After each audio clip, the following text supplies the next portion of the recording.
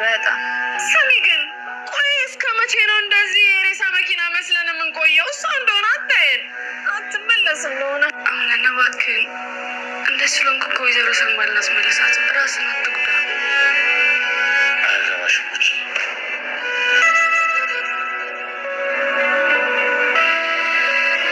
ግን እውነት እልሻለሁ ማንም ሰው እሷን ሞት የጠበቀ የለም። ቆይ አንቺ እንዴት መጣሽ እዚህ? የወንድሜ ልጅ ለማየት ነው።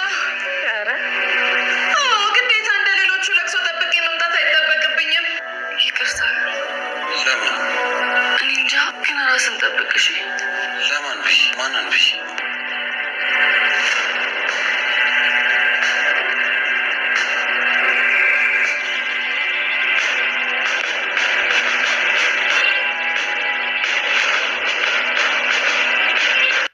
ወይዘሮ ሰማል ከዚህ ዓለም በሞት ተለዩ። ሲፈን እዛ ቤት እንድትኖር የፈቀዱላት እሳቸው ነበሩ። ለእኔ ታግዘኛለች፣ በተለይ ሜርሲን ከቤቴ ነቅሎ ለመጣል በማለት ከአጠገባቸው ሆና እንድትንከባከባቸው ያለባቸውን የሆድ ብሶታቸውንም ያጋሯት ነበረ። ሲፈን ግን ቂም አርግዛ ነው ወደዛ ቤት የተከሰተችው። የእናቴን ሕይወት በአጭር እንዲቀር ያደረገችው ወይዘሮ ሰማል ናት ትላለች። ዛሬ የመጨረሻውን ኑዛዜ ወይዘሮ ሰማል እንድትናገር ጉርቧን አንቃ ስታስጨንቃትና ሲፈን እናቷ ማን እንደምትባልና በምን ያህል ስቃይ እንዳለፈችም ስታስታውሳት ወይዘሮ ሰማል ወዲያውኑ በድንጋጤ ነበረ ክው አሉት። እናቴ የስቃይን ዓለም እንደገፋች ሁሉ እኔም ያንችን ሕይወት እቀጥፈዋለሁ እያለች ብቻዋን ሆና እንደዛተች ሁሉ አደረገችው። በትራሳ በህመም አልጋ ላይ እየሰነበቱት ወይዘሮ ሰማል ሁሉንም መቋቋም አቅታቸው እስትንፋሳቸው አጠረ። ምንም ባላሰቡትና ባልጠበቁት መልኩ በሲፈን እጅ ሕይወታቸው ከዚህ ዓለም እንዲያሸልብ ተደረገ። ሰርጉ በሀዘን ድባብ ተዋጠ። በተለይ ጀሪ አምላኪ ወይ የደስታ ፀሐይን እንድጎነጭ ስላደረከኝ በጣም አመሰግናለሁኝ። ይህንን ስላደረክልኝ የአንድ ንጉስ ባለቤት መሆን ምንኛ መታደል ነው። እንዴት ስተመረጥኩ እያለች በወርቃ ሳትጨርስ እቤታቸው የመጣው የተቆረጠ እጅ ሌላ ታሪክ እንዲፈጠር አደረገ። በዚህ መደነባበር ውስጥ እያሉ የወይዘሮ ሰማል ሞት ተጨመረላቸው። አሁን ቤታቸው እንዳለ ጥቁር በጥቁር ሆነ። ታዲያ በሀዘኑ ከታደሙ ሰዎች መካከል ሜርሲ ግን በወይዘሮ ሰማል መሞት ጮቤ እየረገጠች ነው። ስለ ወይዘሮ ሰማል አሟሟት እያሰቡም እማዬ፣ እናቴ እንግዲህ ማናለን ብለን ወደዚህ ቤት እንመጣለን እየተባባሉ እርስ በርስ ይላቀሳሉ። ሜርሲ ግን በሚያለቅሱት ሰዎች ሙድ ከመያዝ ውጭ ሰው እንኳን የእንባ ዘለላ ይቅርና ሀዘኔታም አይታይባትም ነበረ። ምክንያቱም ስታስበው የከረመችው ነው የሆነላት። ሰላም የድር ድራማ ተከታታዮች እንደምን አላችሁ? በያላችሁበት በዓለም ዳርቻ ሰላማችሁ ይብዛ እያልኩኝ የቱርክን ድራማ የሚያስንቀው አሁንም በአስደማሚነቱ እየቀጠለ ያለው የዚህ ድራማ ተከታታዮች ሬው ክፍል ልብ የሚሰብር ነገር ቢከሰትም እስኪ ምን ተፈጠረ አብረን እናያለን። በነገራችን ላይ ወይዘሮ ሰማል መሞት አልነበረባቸውም። ነገር ግን በወይዘሮ ሲፈን ቂም ቋጥራ የገባችው ወደዛ ቤት የወይዘሮ ሰማልን ነፍስ መንጠቅ ከምንም በላይ እቅዷ ነበርና አሳክተዋለች።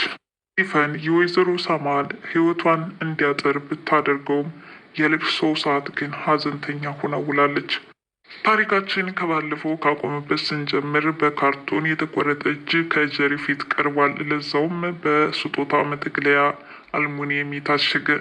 ገና ለገና የታሸገውን ወረቀት ስትከፍተው አንዳች ደስ የሚል ስጦታ ጠብቃ፣ ነገር ግን የተቆረጠ እጅ አስደንጋጭ ነው። እንዴት የተቆረጠ እጅ ላካል? ጀሪ ይህንን ስትመለከት ክፉኛ ሰውነቷ በፍርሃት ተንቀጠቀጠ። አይኖቿ ፈጠው ቀሩ። እዛው ላይ እንዳለ ቤተሰቡ ተሰባሰበ። ስለተቆረጠው እጅ ተወያዩበት። እንዴት የተቆረጠ እጅ ላካል አለች ሜርሲ። ቢሆንስ ባይሆንስ ሰውየውን እኮ ከነ አካሉ ቢያመጡልኝ ኑሮ ሳይሻል አይቀርም ነበር አሉ። ይህ የተቆረጠ እጅ ከሰርጉ በስተጀርባ ምን አይነት ሴራ ይኖረዋል የሚለውንም የአምነን ጓደኛ ሰርጉን እንዲያደምቅ እየተጠራው ማለት ነው። ስለተቆረጠው እጅም እያወራ ነበረ። ምናልባትም ሰርጋችሁን ቀድማችሁ ለጠላቶቻችሁ አውርታችሁ ከሆነ ደስታችሁን ለማጨናገፍ ሲሉ አድርገውት ይሆናል በማለት ሀሳብ አመጣ። አምነንም ሊሆን ይችላል አለ። በሌላ በኩል ወይዘሮ ሰማል ከመኝታ ክፍላቸው እንደምንም ብለው አገግመው ሄደዋል። እንግዲህ የተቆረጠውን እጅ አይተው ክፉኛ ልቦናቸው ተሰብሯል። በልጃቸው የሰርግ ስነ ስርዓት በጣም ደስ ብሎኛል ልጄ፣ ከዚህ በኋላ ብሞትም አይቆጨኝ በማለት ደስታቸውን ሲገልጹ ነበረ። ምንም እንኳን ጀሪን እንዲያገባ ፈቃዳቸው ባይሆንም ወይዘሮ ሰማሃል ብሌንን ስለሚወዳት ከብሌን ጋር የጋብቻ ስነ ስርዓት እንዲፈጽሙ ከፍተኛ የሆነ ፍላጎት ነበራት። ቢሆንም ይህ እቅዳቸው ሳይሳካላቸው የመጨረሻ ፍጻሜያቸው ያ እጅግ በጣም አሳዛኝ የሚባል ነበረ። ወይዘሮ ሰማል እንደምንም ተንገዳግደው ከመኝታ ክፍላቸው ሲገቡ ወዲያውኑ ሲፈን ነበር ተከታትላ የገባችው። በነገራችን ላይ መጀመሪያ ሲፈንም አንድ ክፍል ዘግታ እያነባችና እያለቀሰች ነበር። እማዬ ጠላቶችሽን በእግሬ ስር አቆማቸዋለሁ፣ እያንዳንዱ ህይወታቸውን አንድ ባንድ አሳጣቸዋለሁ፣ አንቺ የከፈልሽውን ዋጋ እነሱን በጥፍ አስከፍላቸዋለሁ በማለት ማሰበች። ወይዘሮ ሰማል ታዲያ ከመኝታ ክፍላቸው ጋደም ብለው እንደነበረ ወዲያውኑ ሲፈን በመሄድ ታውቂያታለሽ በማለት የእናቷን ስም ጠራችላት። ምን ያህል ጠላቶች እንደነበሩ ልታስታውሳት ፈለገች። ይህኔ ወይዘሮ ሰማልም በጣም ደነገጠች። ምን ማለትሽ ነው ልጄ? ምን እያልሽ ነው አለቻት። በቃ አንቺም ትሞቻለሽ በማለት በትራስ አፍና ገደለቻቸው። ለብዙ ጊዜ ተጭና ስለቆየችና ከዛ በፊትም ወይዘሮ ሰማል በህመም ተጎድተው ስለነበረ ከህይወት ጋር ግብ ግብ ለመግጠም እንኳን አላስቻላቸውም። ምክንያቱም የቀድሞ መዳከማቸው አሁን ህይወታቸውን እንዲያልፍ አግዟልና።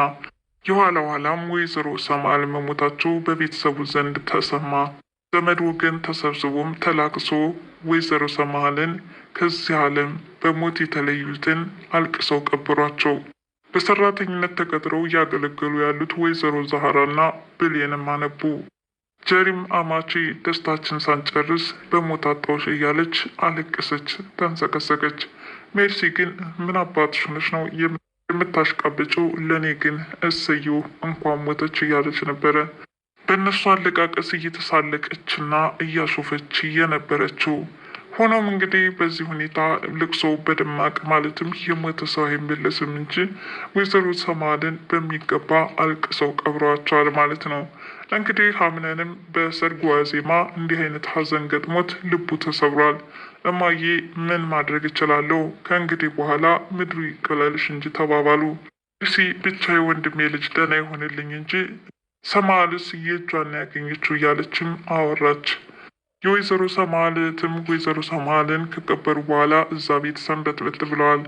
ዳማች መከበርም ሆነ መታወቅ ካለባቸው እርሳቸው ናቸውና አዲሷ ምራቴን መታወቅ እፈልጋለሁኝ፣ ካገባህ ከወለድክ ምንም እህቴ እንደሞተች አልቆጥረውም በማለትም እንዲወልድ እያበረታታችሁ ነው።